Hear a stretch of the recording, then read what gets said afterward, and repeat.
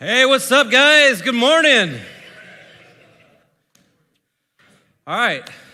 Okay, let's try that again. I'm sorry. I know it's early. You guys have already had a couple of speakers now, but good morning. Good morning. There we go. Thank you, guys. I'm Matt Tanksley, and I want to start off right now with Ephesians 5:14. Wake up, sleeper, and rise from the dead, and Christ will shine on you.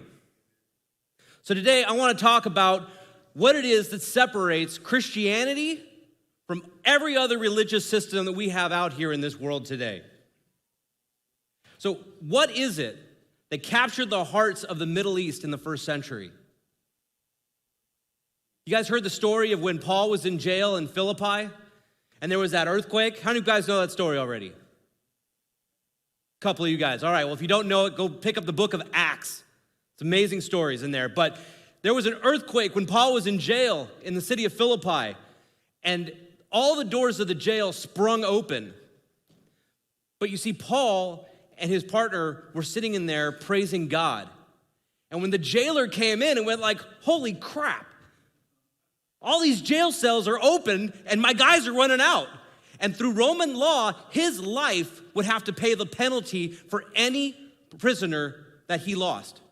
So he was prepared to kill himself, kind of hold on to some honor before he was killed by his superiors. But Paul said, hold on. We're all still here. What is it that enthralled those prisoners in that jail cell when Paul and his partner were in there praising God? What made them forsake their apparent freedom just to keep listening to him? I doubt that it was some appeal to find out that there is some true God out there with rules for living. You see, everybody had that in the first century. Everyone had a God or 12 to worship that would tell them how to live. You could dedicate your life in service to the God of the harvest, the God of the hunt, the God of prostitution if you wanted to. Everybody had a God, and everybody had rules for living. So another guy coming around saying, hey, look, there's this other God, and he's got rules for you to live by. That wasn't what was appealing to them. And it wasn't that they were scared spitless, that there was a fiery hell that they were going to be thrown into if they didn't say some quick prayer to trick the angry deity and give him a free pass to paradise. No, I don't think that was it either. They didn't need 7 tips for a successful life. They weren't captured by the promise of blessings and favor in exchange for a pious life either. No, what they found so compelling was something that flipped their whole understanding about how to live.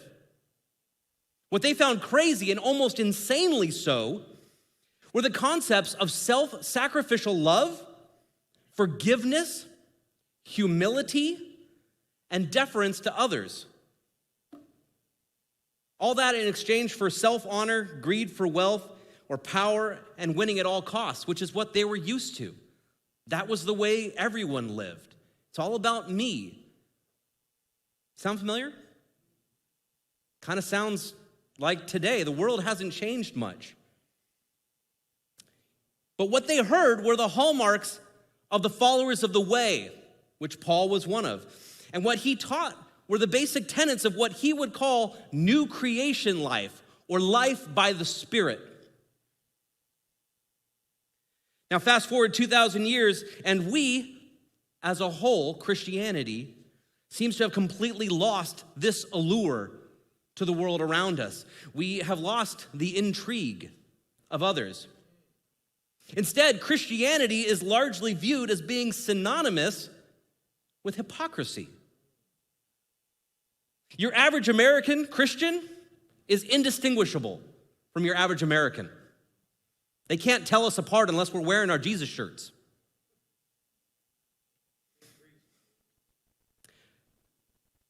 So what is it that sets us apart? Christians are viewed as those that enforce our morals on others. What they learn about God from us are the things that God hates and what he despises. So all they see of him is a hateful, vindictive God. And we know otherwise, but we're not portraying it. Not all of us, and not as well as we could. Now, a 2012 Barna research survey found that 51% of Christians had beliefs and actions that were more like the Pharisees than like Christ. The same survey found that only 1 in 7 Christians manages to hold Christ-like beliefs and act in Christ-like ways. How can this possibly be, guys? Now, I offer up 2 theories for your consideration here. The first is that these Christians are all self-identified. Self-identification is all the rage today. I identify as a guinea pig. I want to be a cat today. The problem with self-identification is that it puts far too much power in the hands of the self to define what Christian is. Now, I think that what it means to be a Christian should be defined by the life, the teachings, and the ways of Christ. And it should be a term used by others to describe someone else, not a term that one tries to wear like a badge of honor. Now, thankfully, self-identity tends to trend with popularity. So even though we are starting to see, even now, we are starting to see that many people who are not committed Christians are hesitant now to refer to themselves as Christians. Secondly, those of us that do wish to have our identity found and live like Christ struggle with fully embodying this new creation life that Paul was teaching about. We get so caught up in what we think or what we were taught we're supposed to do that we miss the whole point of what new creation's all about. Like the Pharisees in Jesus' time, we are still living in old creation ways. Now, your old creation ways could be the way you lived before you were a Christian, or it could be in a really legalistic, religious upbringing that you may have had. Either of those things needs to die. Do you hear that? Needs to die.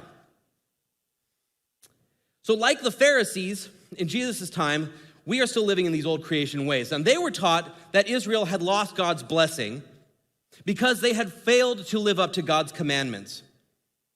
And that the only way to return his blessing upon Israel is for all of Israel to start following his laws, and that is how they would purge the sin from their land and God's blessing would return. And the reason that Rome was occupying Israel was because we still had sinners around. So the only way to save themselves and everyone else was to beat them up with laws and rules and morals. Much like today's Christians now try to do to the non-Christians who don't even know Christ. How can we expect them to follow Christ if they don't even know him? And how will they know him if they don't see it in us? So 2 Corinthians 5:17, let's get up there on the screen. Therefore, if anyone is in Christ, the new creation has come. The old has gone. The new is here. Now, all of this is from God, who reconciled to himself through Christ, reconciled us to himself through Christ, and gave us, our responsibility, the ministry of reconciliation. What is this ministry of reconciliation? Well, it's that God was reconciling the world to himself in Christ and not counting people's sins against them. That's news. That's news to me. I grew up in a very legalistic church. If you sinned, man, you were in danger of the fires of hell. And he has committed to us the message of reconciliation. We're the ones taking it out, okay? Now, that's the gospel, and it's good news indeed. So I want to try and put up some examples for you right now of old creation and new creation thinking, okay? It's a long list, but I'm going to bust through it real quick. So, first off, in old creation, it was all about my selfish ambition, right? I'm going out there and I'm doing what I want for me to promote me. But in new creation, I need to love others. I need to defer to them. Think of others higher than myself as more important, okay? Old creation, divisiveness, divide, conquer, right? Two of you guys together are a threat to me. If I can keep you separated, I can take you on individually. New creation, I have compassion on you. Old creation, abusive language. I'm going to berate you. I'm going to talk negatively about you. I'm going to demonize the other who is not me. We see this all over our politics. Right now, you've got one party and the other party, and each one's going to tell you that the other guy is evil and out to destroy everything that you hold dear. It's not one side saying it about the other. It's both sides. They're using this abusive language. That's old creation. What do we do instead? We speak with kindness. When I get upset about something, I'll get bitter and I'll hold on to it. That's old creation. What should I have as new creation? Joy. Joy. I hold on to joy. See, my happiness can be changed by my circumstances, but my joy will never go away. So I'm going to bang through the rest of these. Vain conceit, old creation. New creation, humility. I'm probably pointing in the wrong direction, huh? Discord, peace, greed, generosity, hatred versus goodness, jealousy, thanksgiving, malice, gentleness, lying, faithfulness, rage, forbearance or patience, envy, contentedness, reciprocity, forgiveness. I want you to look at these lists, and I want you to think on them. Because Colossians 3:5 tells us that we need to put to death whatever belongs to our earthly nature. We need to kill it.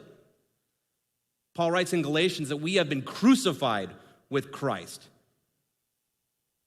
We need to crucify this part of ourselves, and we need to live in the other way. But this is an ongoing process. But what I want to point out about this list is this is not a list of do and don't actions, right? Thou shalt not do, thou shalt do. No, this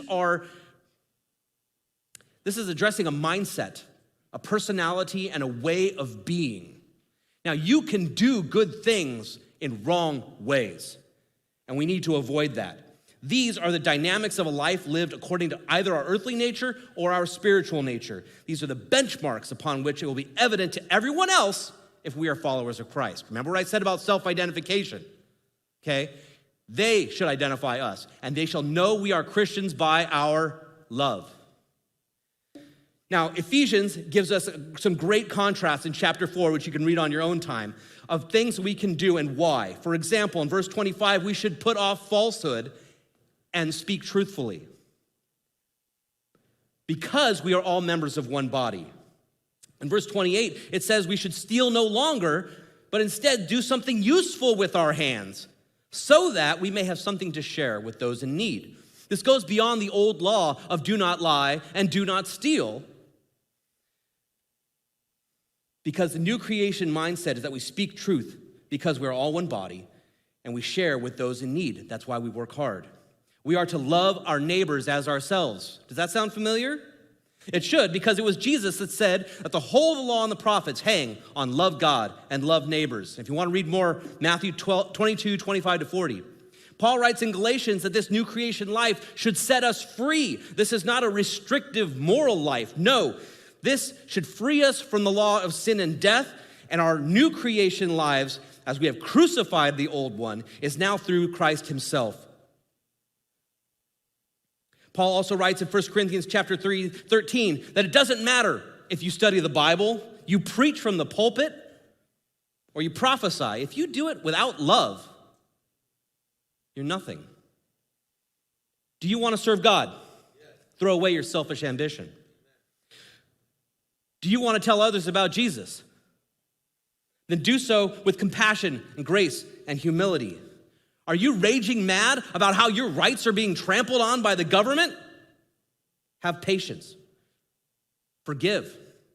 And look to the interests of others, and then lay down your rights for them. Now, I challenge you to approach every decision, every action, and every relationship. And I want you to hold up these lists and think, am I acting right now in an old creation mentality or a new creation mentality? You got to question yourself. This is hard, and we're going to wrestle with this day in and day out. We should work out our salvation with fear and trembling.